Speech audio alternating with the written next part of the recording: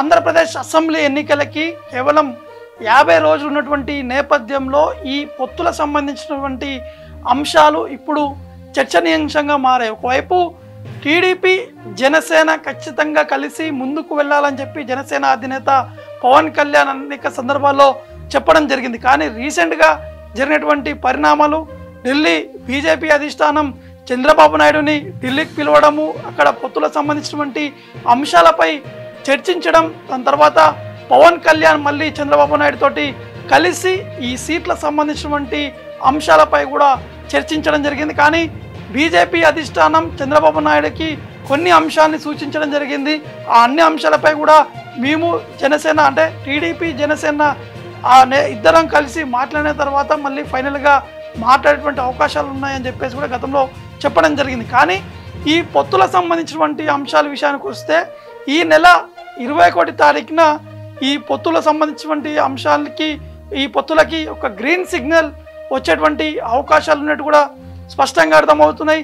జరుగుతున్నటువంటి తాజా రాజకీయ పరిస్థితులు చూసుకుంటే మాత్రం ఈ మూడు పార్టీలు కలిసి ఎట్టి పరిస్థితుల్లో ముందుకు వెళ్ళాలనే దిశగా కూడా అనేక ప్రయత్నాలు కూడా చేయడం జరిగింది.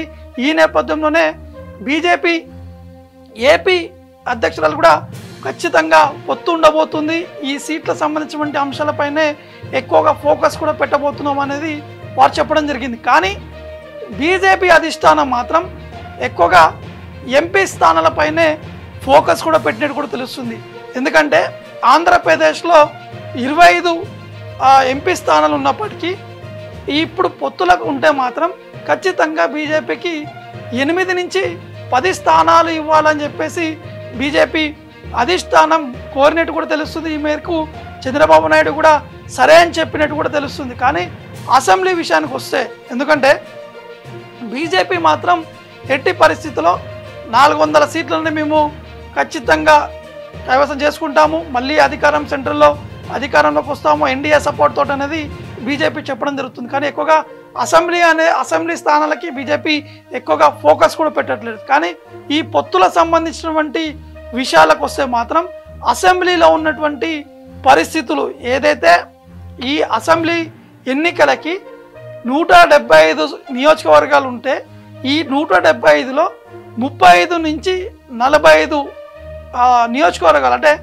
45 సీట్ల వరకు జనసేన బీజేపీకి ఇవ్వాలని చెప్పేసి చంద్రబాబు నాయుడు ఆలోచిస్తున్నట్టు కూడా తెలుస్తుంది. అక్కడ ఉన్నటువంటి టీడీపీ నేతలతో కూడా చంద్రబాబు నాయుడు మాట్లాడి చెప్పినట్టు కూడా తెలుస్తుంది.